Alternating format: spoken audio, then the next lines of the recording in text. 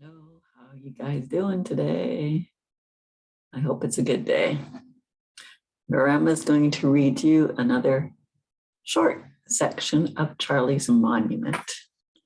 Remember, Nellie has climbed the mountain and talked to Charlie and saw his monument that he was building, and she was a little bit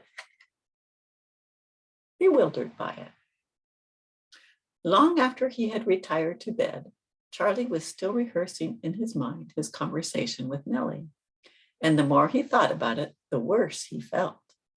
Oh, if he could only live the day over again, he would never expose himself as he had done. She knew how foolish he really was, and her imagined laugh of ridicule seemed to ring in his ears. Why, the idea of his monument now seemed awfully foolish, even to him. His last thought before finally going to sleep was that his monument had grown as large as it ever would. It was finished. Shortly before noon the next day, he heard the familiar footsteps, and there she came over the rim, as happy and bubbly as ever. She walked straight to him, took his arm, and led him to their place on the rim rock. Then she told him to sit down with her. "Charles," she said, "I've something to say, and I want you to listen carefully. Yesterday, when you told me that you were building your monument, the idea seemed so strange and unusual that I couldn't accept it. I wanted to laugh or cry or I don't know what. I just couldn't believe you were really serious. The idea seemed so morbid, I guess." Charlie, at this frank and honest confession, felt his ears and neck turn red with shame and humiliation. Why had he ever been so stupid and foolish as to... "When I left yesterday, Charles, that was all I could think about. Last night was pretty rough for me because I felt terrible about what I'd done. But I want to tell you what happened to me. On my way into town, some of the boys stopped me and started teasing me about coming up here to see you. Or at least they were teasing me until the Adams boy, what's his name? Joseph? That's right, Joseph Adams. He rode up and told the other fellows to beat it. And they did, just like that. And do you know what he did then? He told me a story of a little boy thrown from a horse and lying in the sagebrush, bleeding to death and unable to move because of a terribly broken leg.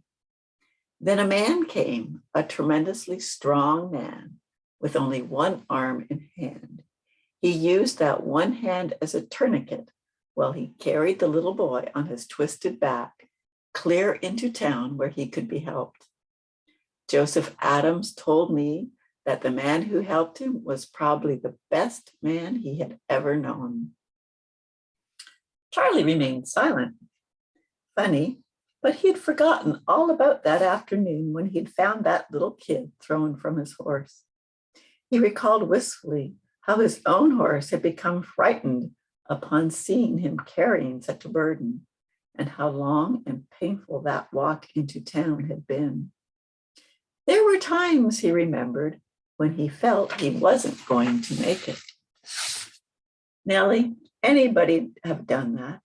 I just saw him from the hill and..." "Wait a minute, Charles, I'm not through.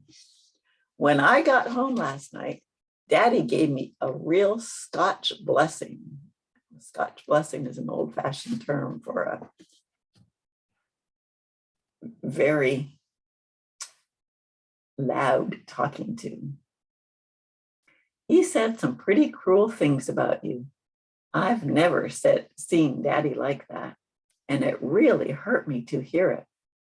But the important thing is that while he was yelling at me and saying those horrible things, I suddenly knew that you had been all through that many times before, and that you had been hurt deeply by the cruelty and ignorance of others, and that somehow you had risen above it. Charles, that was when I realized what your monument meant. And from then on, I couldn't get you off my mind. Let me tell you what I decided. And please don't interrupt, all right? All your life, you have been growing and overcoming.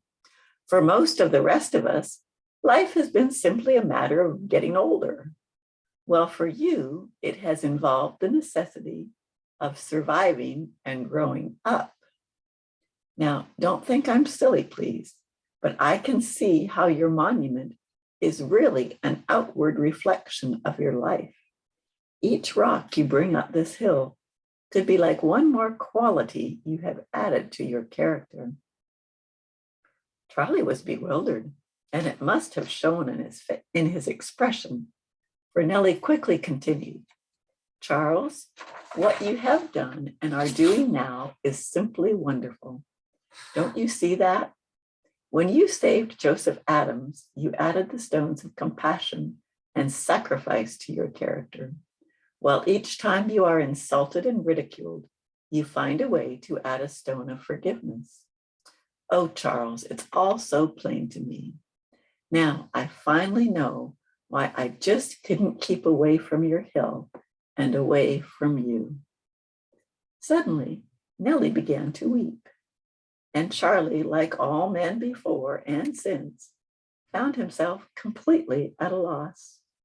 There was just nothing to say, so he simply put his arm around her and held her close, while her crying grew more intense.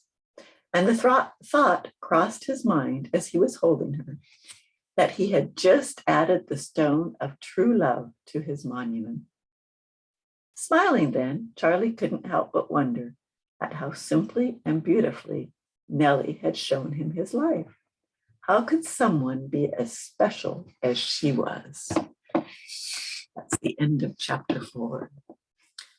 Yes, Nellie is definitely special, and so is Charlie. I hope you're enjoying this story.